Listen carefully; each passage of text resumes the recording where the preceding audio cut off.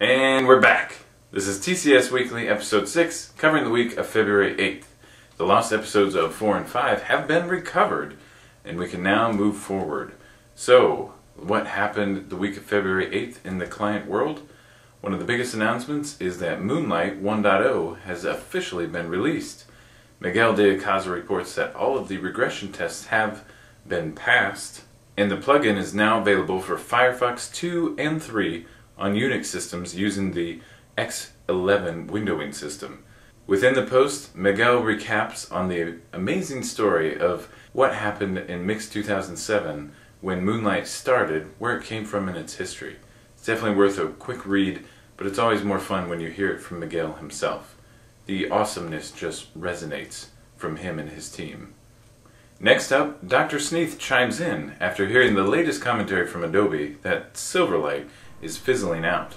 Dr. Sneath has a report that Silverlight is actually fizzing, citing some of the more recent projects, including RIA TV, the Italian public broadcasting channel, announced the same day.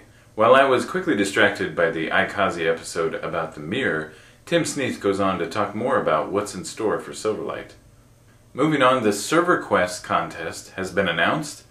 It's pretty simple. Write the best game in Silverlight and win $5,000.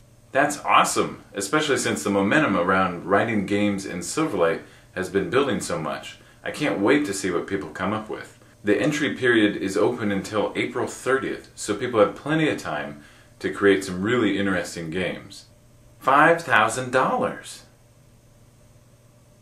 Now, let's move on to some shared knowledge.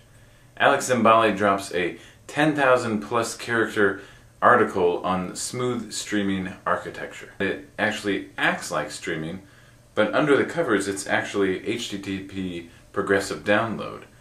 His article goes into all the details of formats and chunks of formats and chunks of data and everything under the covers that you need to understand to actually implement smooth streaming in your application. Josh Holmes reports that there are 3 essential add-ins for Blend that he wanted to share. Yes, there is an add-in model for Blend. It's unsupported, but he shows you how you can set them up. The first add-in to get is Unify, which makes multiple add-in management smoother. The next one highlighted is the Colorful add-in by Jonas Falzo, which includes the color swatches from the Cooler, K-U-L-E-R, site into Blend. And then finally BlendSense, which was recently compiled by Karsten Januszewski, provides IntelliSense within Blend. That is a useful add-in. And finally, Martin Mikhailov has done something pretty awesome with the slider control in Silverlight. He's created a metronome by changing the template of the slider control and adding the math to cause the pendulum effect. That would be really nice as a gadget for any musician, or just people that like TikToks. Now let's move into demos. YDreams demonstrates controlling PhotoSynth with gestures. Yes, Minority Report, we are coming for you.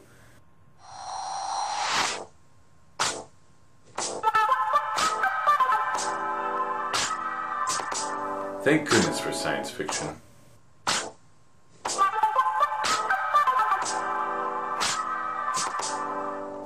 We love you, sci-fi authors. Terrence Sang, the wizard behind ShineDraw.com, was picked to be a judge for the Mix09 10K contest, so he wasn't able to add an entry.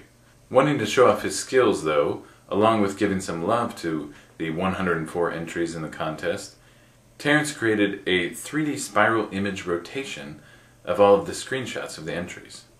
And now, from Ben Rives, Flashy Colors, otherwise known as Cogwheel for the Sega Master System.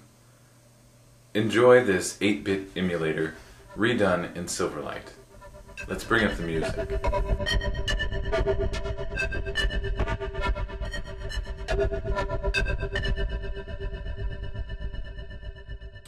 And that's it. We're done. TCS Weekly episode 6 is over. I'm Adam Kinney, and I'll see you next week.